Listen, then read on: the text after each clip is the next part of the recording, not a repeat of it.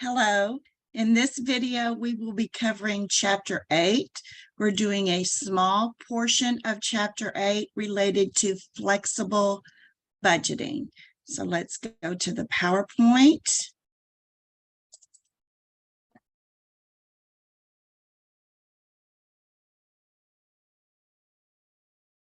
We are not doing the entire chapter. We're just doing a portion of it. So by the end of the chapter, you should be able to discuss flexible budgeting and how it's used in planning, control, and decision-making. So a budget puts in numbers the plans for the future. It can be physical or financial terms. Mainly, we're talking about financial terms, and it's part of the control process. So the management control process is you set a goal. The short-term goals are your budgets, typically a 12-month budget. Long-term goals is your strategic plan, which is typically 5 to 10 years into the future. Then based on the budget or the standards, you direct day-to-day activities and you measure what's actually happening.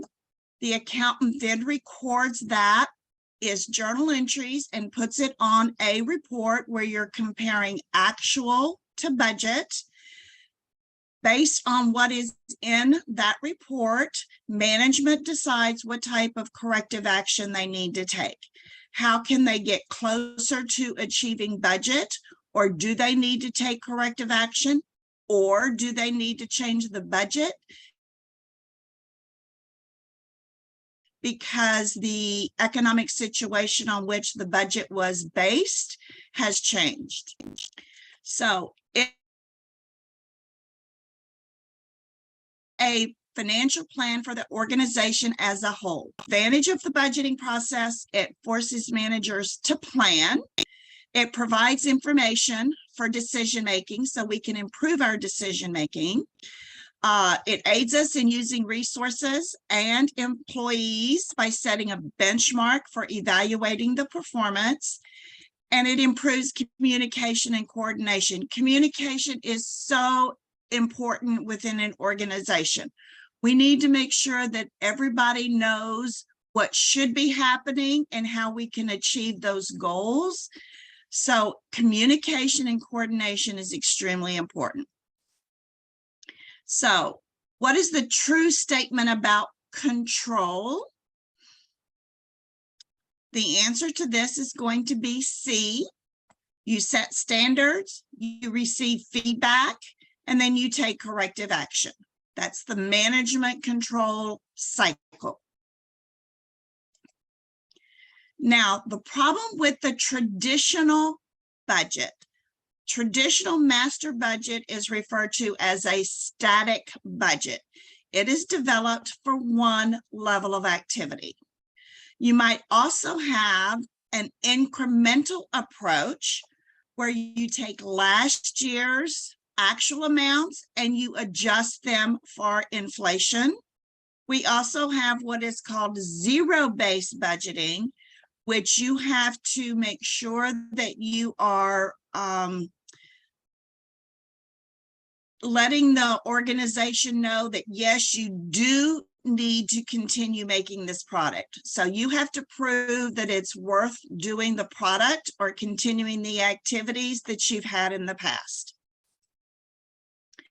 A flexible budget is different than the static budget. There are two ways of doing a flexible budget. We'll be doing both of these ways in the problems. One is you do the expected cost for several different levels of activity. The other type of flexible budget takes the actual level of activity and you're restating the budget for actual level.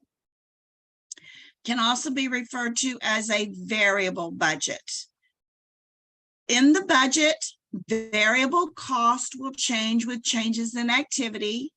Fixed costs in total do not change with changes in activity.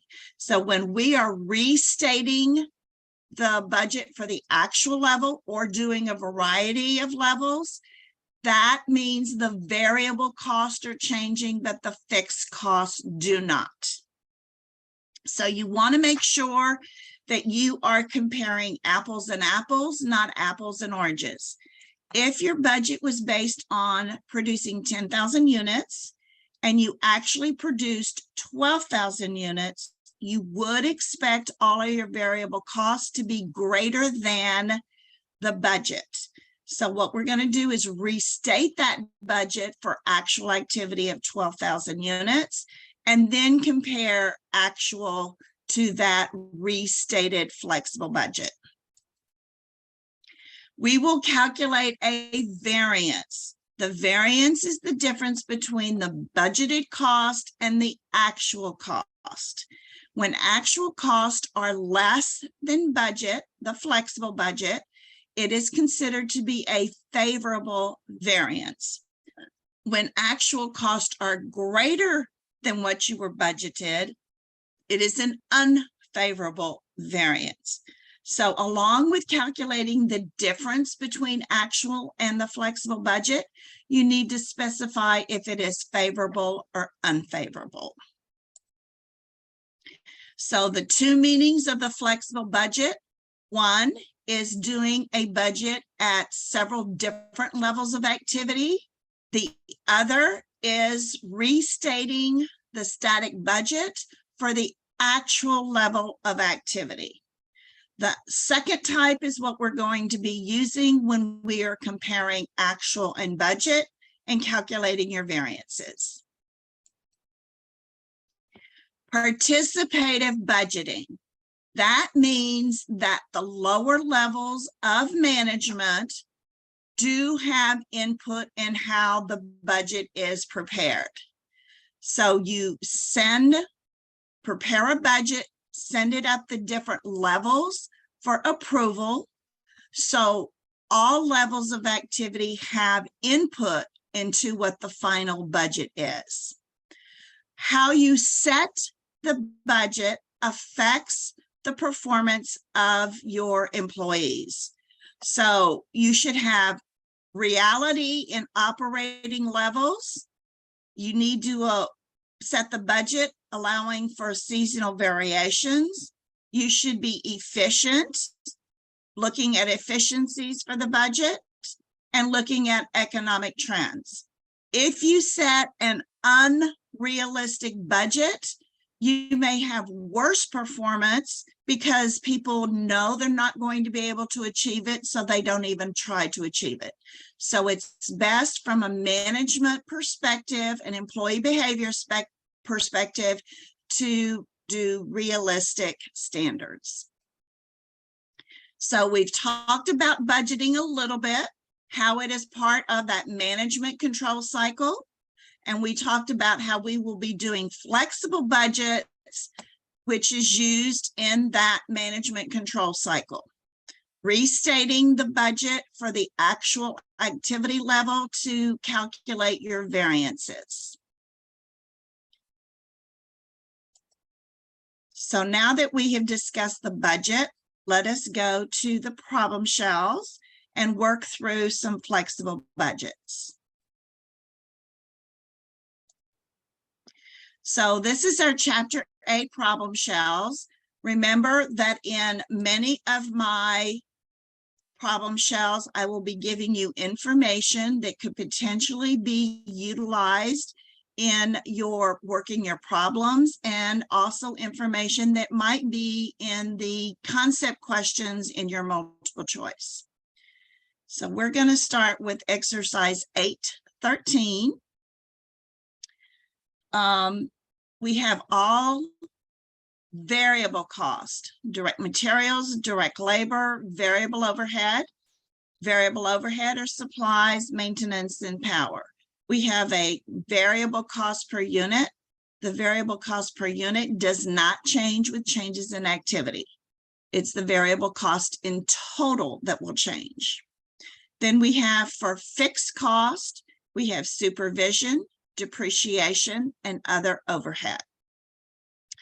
We want to prepare a flexible budget at 3 different levels of activity: 160,000 units, 170,000 units, and 175,000 units. So for variable cost, I have plugged the numbers in here.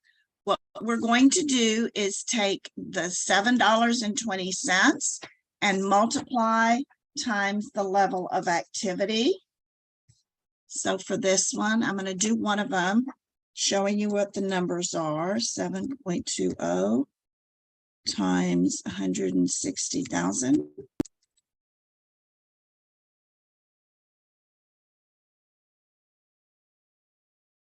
Let me see, I might have to do this. And that's going to give us $1,152,000. The $1.54 times 160,000 units is going to be $246,400.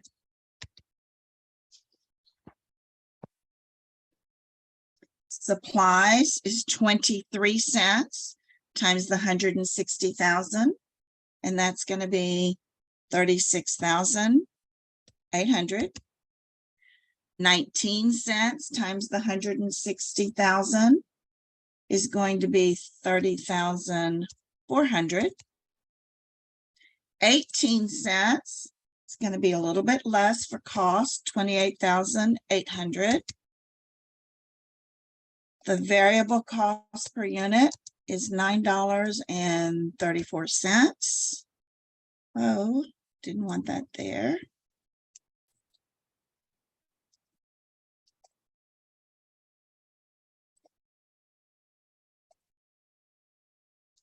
So the total variable cost, $1,494,400. The fixed cost will not change. They will be based on these numbers right here. So for all ranges of activity, fixed supervision will be 98,000. We're going to do that for the other 2 levels. Depreciation, they said, was 78,000.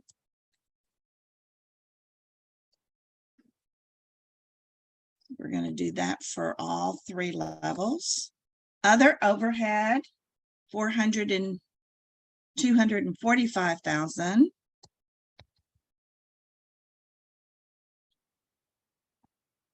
That'll be for all 3 levels of activity. Give us a total for fixed of 419,000.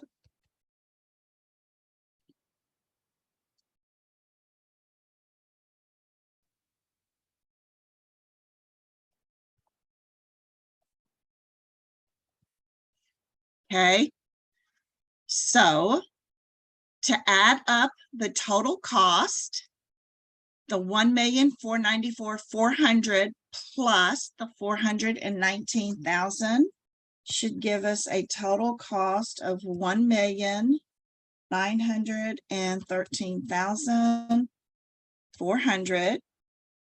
We will divide by the 160,000 units to give us a product cost per unit of $11.96. Then to do the flexible budget at 170,000, what's changing is the variable cost.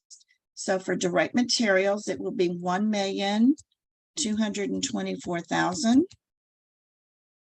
For direct labor, notice all the costs will be going up because the activity is going up. For direct labor, it's going to be 261,800. For supplies, it will be 39,100. For maintenance, 32,300.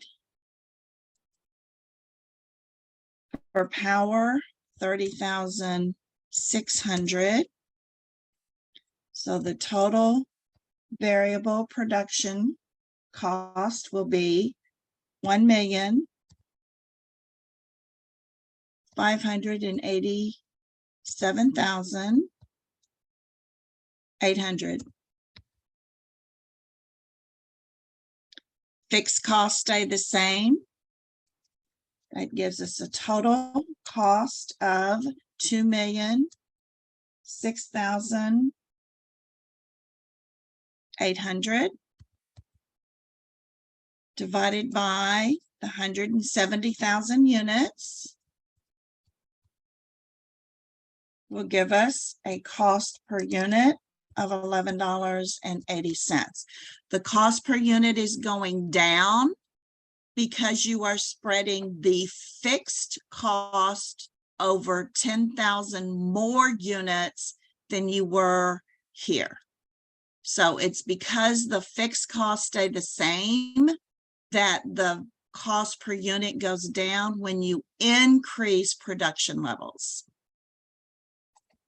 So at 175,000, this is 1,260,000. Direct labor be 269,500. Supplies will be 40,250. Maintenance will be 33,250. Power will be 31,500, giving you total costs of 1,634,500. Fixed costs stay the same. Total cost are $2,053,500. Divide by 175,000 units, and that will give you a product cost per unit of $11.73.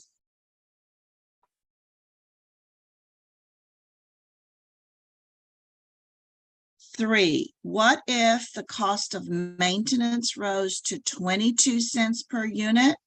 How would that affect the unit product cost calculated above? So if maintenance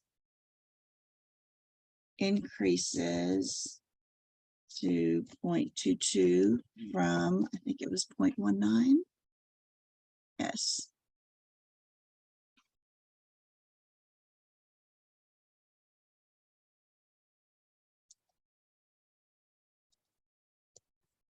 That is a 3-cent increase.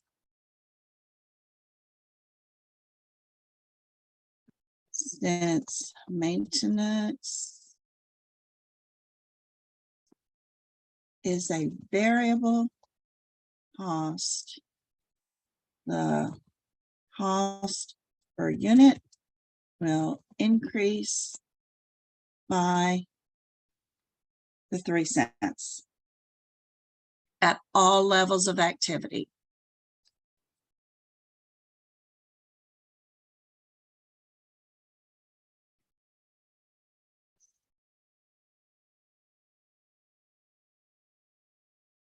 Okay.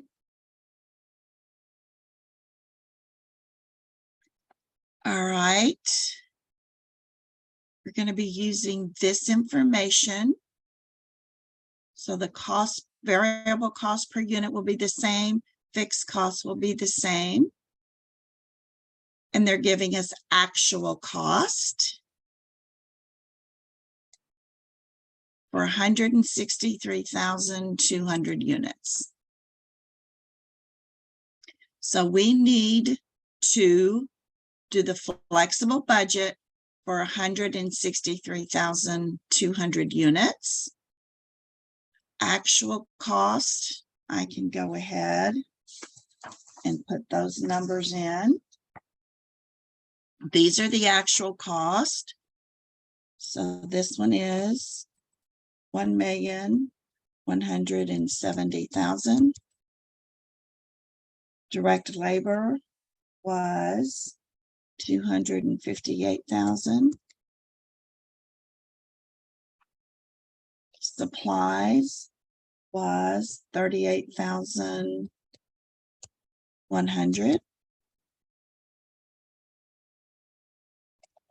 Maintenance was 30,960. Power, 29,300.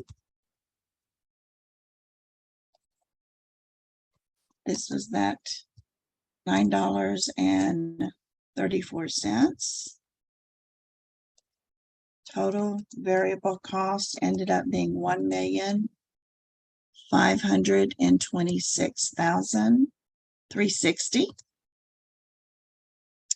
Fixed costs do not, actual cost 99,050. Depreciation was 76,000. Other overhead 244,750. Now we need to calculate the flexible budget cost. So we're going to do the $7.20 times the 163,200 units.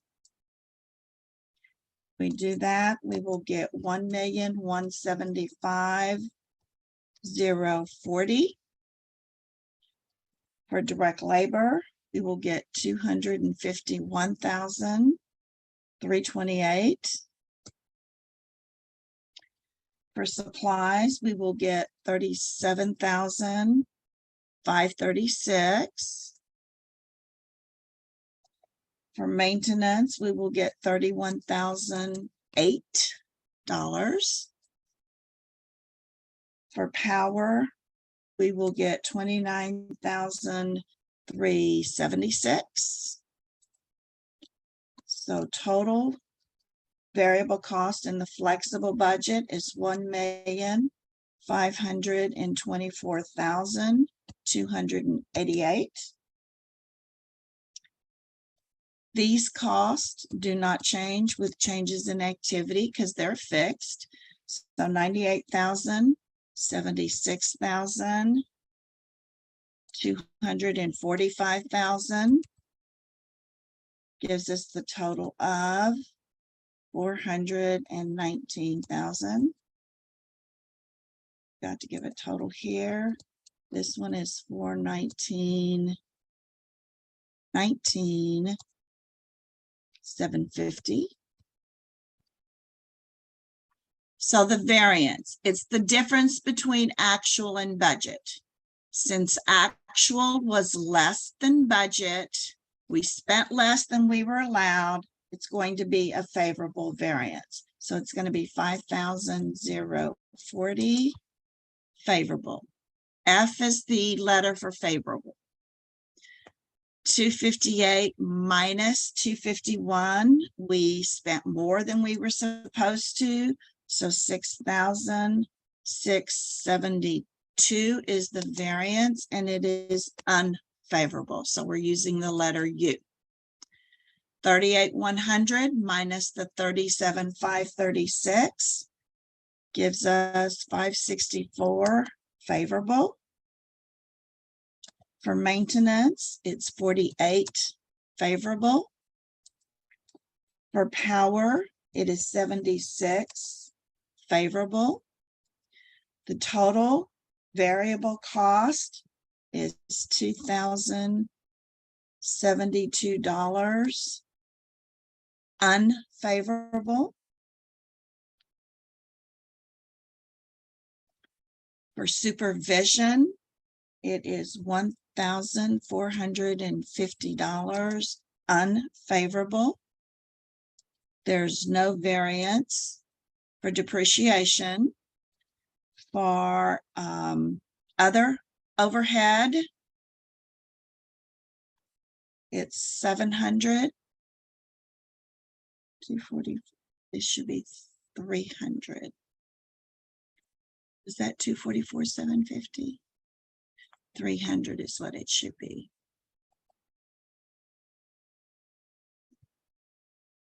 So that is a $700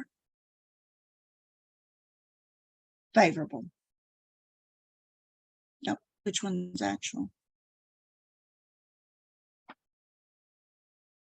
Favorable.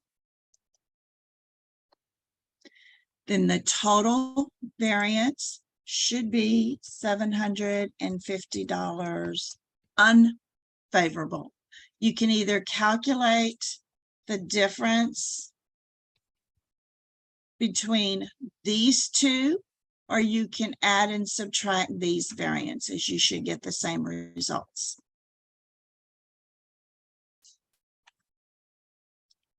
So total production cost, $1,946,110. Total flexible budget was $1,943,288. Your total budget variance was 2,822 unfavorable.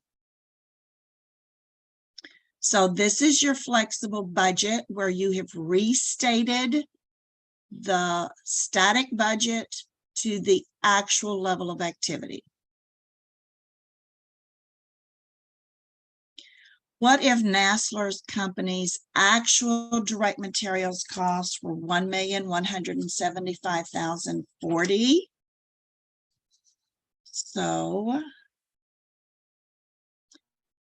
that means actual would have been the same as budget. So that would have been a 0 here. Since this is 0, it's going to change your overall variable cost, and it's going to change your overall total production cost variances. So let's go to 827. This is presenting the budget using a cost formula. When we did the review for chapter 3, we talked about total cost is equal to fixed cost plus your variable rate times an activity. So this is expressed in that way rather than the way they gave it to us earlier. So maintenance has a variable portion and a fixed portion. Power is all variable, so it's only under variable. Indirect labor has a fixed portion and a variable portion. This is the variable portion. Here's the fixed portion. Rent is all fixed. So I have plugged in the formulas as to variable and fixed into this budget. Now we want to prepare a budget for the expected level of activity for the coming year. So they're going to produce 300,000 of floor cleaners and floor cleaners takes 0.04 hours per unit. 120,000 of household cleaners, and the household cleaners requires 0.06 direct labor hours per unit. So I took the production units times the requirements or usage per unit to give me how many hours I'm going to have. I did the same thing for household. 120,000 units times 0.06 gives me 19,200. So regardless of the level of activity, fixed costs will not change. What is changing is your variable cost. So the 19,200 hours times $1.25 per hour should give us $24,000. 50 cents times 19,200 gives us 9,600. $2.30 times the 19,200 gives us $44,160. So our total variable costs are $77,760. Our fixed costs do not change. So total overhead will be $200,760.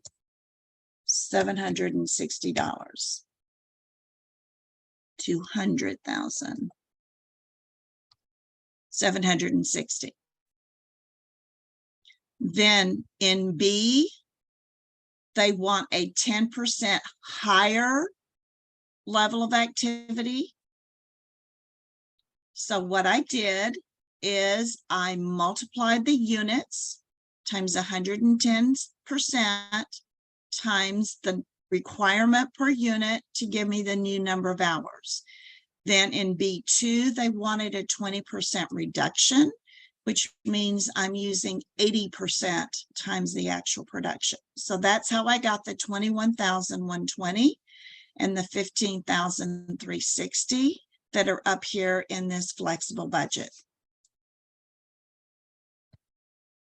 So for 21,120, my maintenance is going to be 26,400. My power is going to be $10,560. My indirect labor variable portion is going to be $48,576. My total variable overhead will be $85,536. My fixed costs are going to stay the same. They do not change with changes in activity within the relevant range. We are always going to be assuming that we are within the relevant range for fixed cost. Okay, so I'm just copying them over.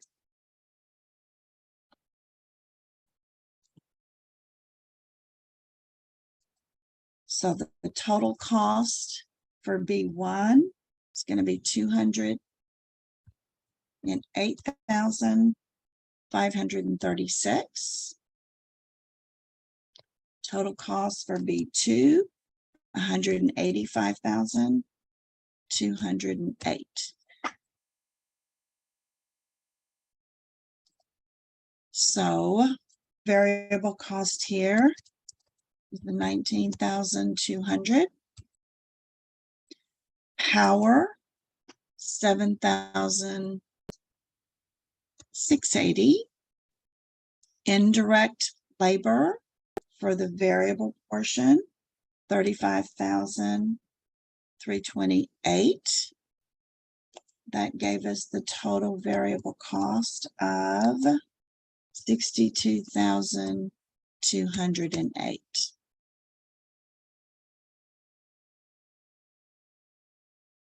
Okay. Then 827, we're using the same information. They're going to produce 305,000 of commercial and 120 of household. So the 305,000 times the 0.04 is going to give us the 12,200 hours. Then the 120 times 0.06 is going to give us 7,200 hours. So our flexible budget needs to be for 19,400 hours. Now, in this case, They did not separate cost. Let me do this on a new. They did not separate actual cost as to variable and fixed. So we're going to have to combine based on that formula. So maintenance was,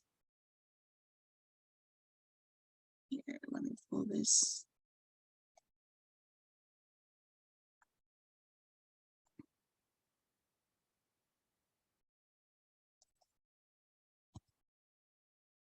Maintenance was 30,000.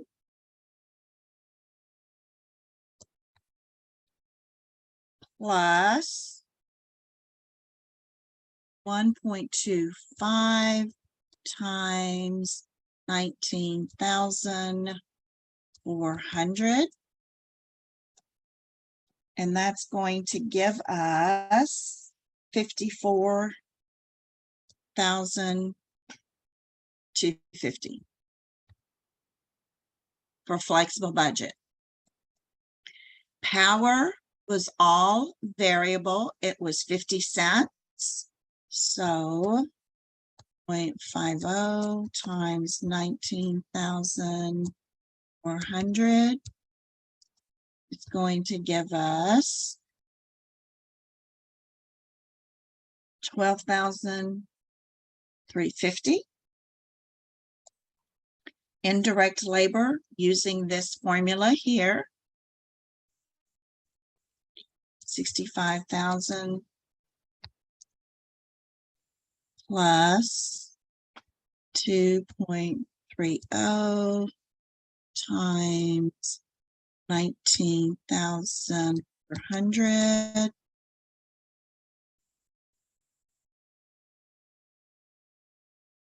is going to give us 109,620, $109,620. And my last one is all fixed of 28,000 for the budget. Actual should be, is it 28,000 actual? Yep.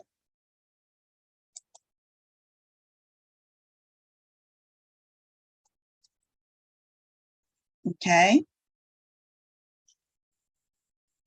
So this variance right here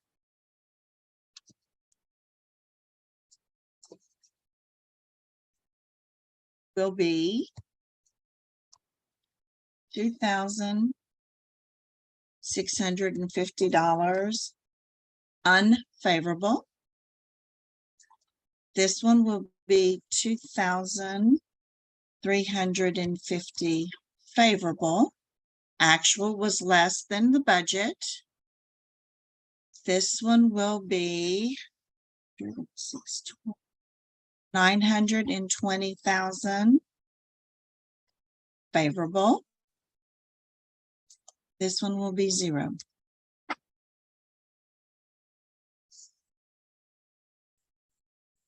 Okay. So this ends up being a total of 207,720.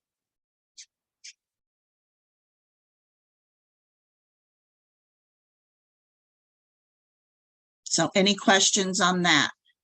This is using the formula. So they combine, they didn't separate variable and fixed here on actual. So we had to do the combination when we did the flexible budget amounts. That covers chapter 8. You will be expected to prepare a flexible budget on your exam. Typically, the flexible budget is restating for actual level of activity, not doing the budget for various levels of activity, and that is simply because of the fact of the time factor. So that's it for chapter 8, very short chapter. The next chapter that we will be discussing will be chapter 9. So thank you for being here. Hope you have a great rest of the day. Take care, everybody. Bye.